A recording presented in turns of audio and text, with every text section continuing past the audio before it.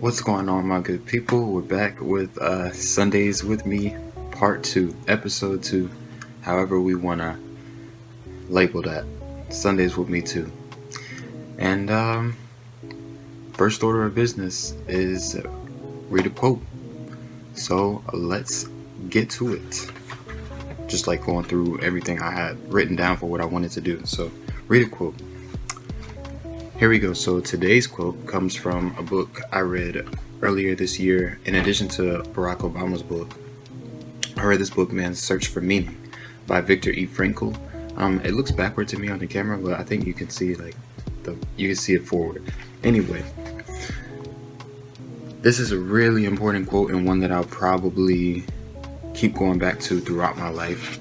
And I'm going to read a passage that sort of leads into the quote. He actually quotes a philosopher, so it's not Viktor E. Frankl's words per se, but it's the way he integrates the quote into his overall philosophy that he's trying to convey in this book, which is one built around purpose. Okay, so on page 103, at least in this edition, to be sure, man's search for meaning may arouse inner tension rather than inner equilibrium. However, precisely such tension is an indispensable prerequisite of mental health. There's nothing in the world, I venture to say, that would so effectively help one to survive even the worst conditions as the knowledge that there is a meaning in one's life. There is much wisdom in the words of Nietzsche. He who has a why to live for can bear almost any how. And that's that. It's so powerful to think. Mind you, this author is a Holocaust survivor, and the whole book is built around his experience during the Holocaust in concentration camps, and basically how he and how few others got through that experience somewhat intact. Of course that experience will break you down, of course. Of course that experience was awful, horrible, probably, I couldn't imagine what that was like, but this book is about how Viktor E. Frankl and some of the others that he was around found purpose in their lives, in the little things, in the little day-to-day things, despite the horrid conditions that they were going through, that they were living through. They still found purpose. And in fact, in one of the chapters, Viktor E. Frankl talks about how he could picture his wife and feel joy, even when he was working through terrible conditions. He said that even just picturing her could let him feel that warmth that he would feel when he was with her. And that just goes to show you the power of the human mind. That goes to show you the power of mindset. That there's a whole layer of things, but that in itself, he who has a why to live for can bear almost any how. I mean, think about all the times where you sat down and you felt like giving up.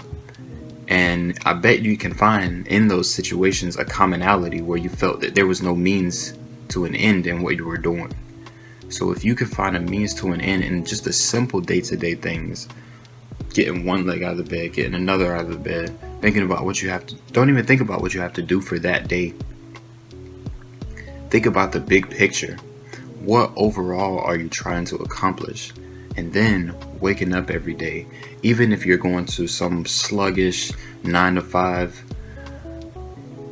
if you have something specific that you're dreaming for that relates to what you find fulfillment in, that's what you go back to every time.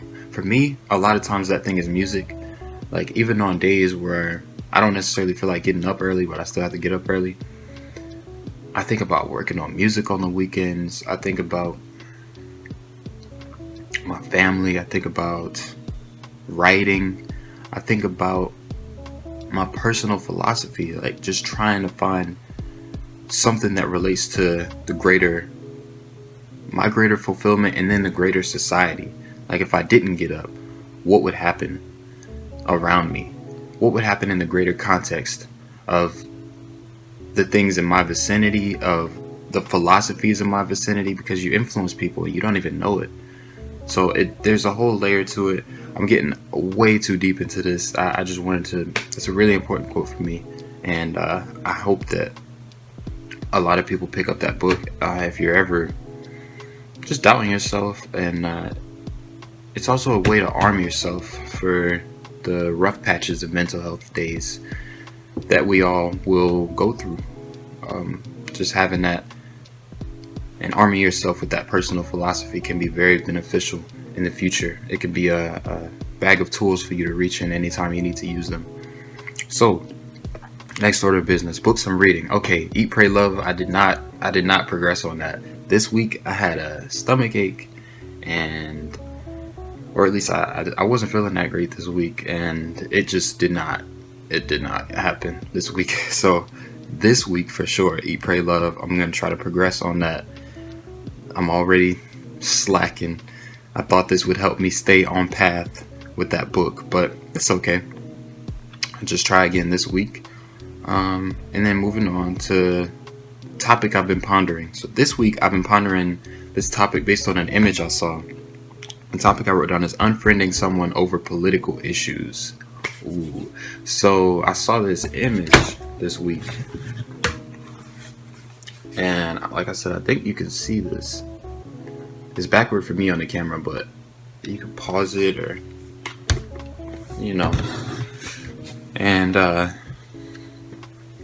so it's about not unfriending people over politics. So it says, I never unfriend people over politics. Here are some examples of political issues. Should we levy another school tax this year? Or do we need a light rail for our city? And then not political issues. Are gay people human beings? Should women be paid the same as men? Are Nazis bad? Is extortion bad? Exactly. Like, this is pretty much spot on. I don't know the full context of where it's coming from, but I definitely agree with it. A lot of times I feel people conflate politics and pushes for equality. To me, sometimes the danger in that is that you dismiss very important movements, very important takes on injustice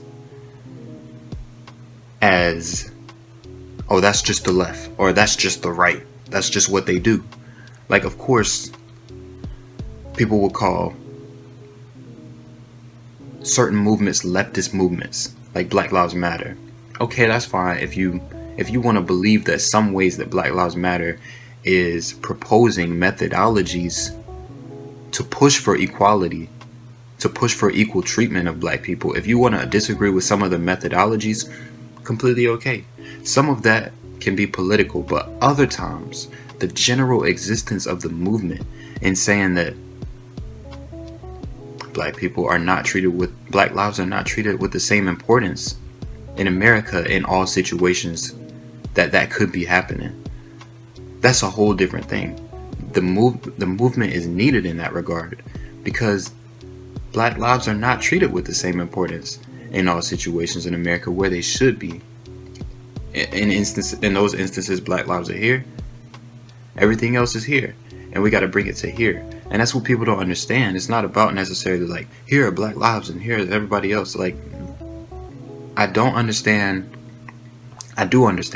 It was a mixture of misinformation and people taking issues and calling them something they're not to tackle the movement in any way they can for whatever reason. People might believe that, oh, I saw one post that was like, Black Lives Matter is trying to take our guns away. Like, no, Black Lives Matter is not a tagline for all leftist movements. Dig into the essence of a movement and understand why it exists, because at the end of the day, while you may disagree with the politics of a specific movement, understand that anytime we could push for equality in the world, we should do it. We should do it. And if you disagree with the methodologies, propose a new methodology. Stand on the right side of history. I don't understand how anyone could completely dismiss that and just... I do understand, because people have been trying to make it easy for people to dismiss Black Lives Matter as something that is not. For whatever reason, for power or money, or trying to mislead people into voting for them by, oh, I stand against Black Lives Matter, and people will see I am on the right. Like, this is my way to draw that line so that the voters who will vote for me for racist reasons will continue to vote for me under the guise that they're not doing it under racist reasons, but that they just disagree politically. It can get very conflated, and I would just say this is a very important image. At a baseline level, I think you have to evaluate what you stand for and what you don't stand for and why in any instant. Anytime you can, because everybody's voice matters. And I mean, if there's an issue happening in the world, if there's an injustice happening in the world, everybody needs to speak on it if you are willing and able, or if you're able. I feel like we all have a obligation to tackle injustice in any instance. So propose a new methodology for going about eliminating that injustice, because we don't want that to spread. You never want injustice to spread. So any way to stop that, we should do it. Okay, moving on. Dang, I'm already at like 11 minutes. I'm gonna try to speed this up a little bit. One new song I found. Okay, so I didn't find too many new songs this week, but I will just say check out Motion Sickness by Phoebe Bridgers. Motion Sickness, I love that song. Sometimes I pull off to that song and just ride, and that song is so chill. So a lot of her songs are chill, but they have very sometimes darker lyrics. But yeah, I really like that song. So Motion Sickness by Phoebe Bridgers. I'm just gonna suggest that song for this week. Maybe I'll just do song suggestions from week to week instead of like, oh, here's a song I found. So Motion Sickness by Phoebe Bridgers. One new movie I found. I'm gonna skip that because I didn't really find a new movie, but I did start watching The Mandalorian, and Loki came out this week, and I watched the first episode. I hate when people share their early opinions on Marvel movies and shows, because people always try to predict where Marvel's gonna. Okay, so my phone storage just ran out again this week. Hopefully that doesn't keep happening, but Marvel movies and TV shows, yeah, people always share their early opinions. They're like, Marvel is doomed now. They're done after the Infinity Stones. I'm like, look, Falcon and Winter Soldier was tough. WandaVision was tough. So I'm just gonna say I like that first episode of Loki. I didn't expect it to go there at all, but for the sake of like just not oversharing my early opinions, I'm just gonna leave it at that. I enjoyed it. I thought it was a very unique direction, and I hope you enjoy it too if you check it out. Loki. And then yeah, I was listening to Joe Rogan's podcast somewhat this week. I was listening to the Chris Stapleton episode and the James Hetfield episode. And yeah, hopefully I'll find some more episodes that I like, for like Joe Rogan wise, and then Mark Maron, of course. And then I need some other podcasts too, so I'm probably gonna find some new ones this week. But yeah, very, very chill week. I didn't really do a lot this week because I just wasn't all the way there this week. Just not feeling the best, but it's all good. Another week, another time to shine, another chance to shine. So I hope you have a great week this week. Thank you for watching, because this one was longer than last week, and I didn't mean for that to happen, but thank you for watching. Hope you have an awesome week. Thank you for watching another Sundays with me. I don't know how that name goes. I mean, how that name sounds, but I don't know. It works for now. Sundays with me. So hope you have a great week. Stay prosperous. And yeah, see you next week. Hopefully I'll stick to these.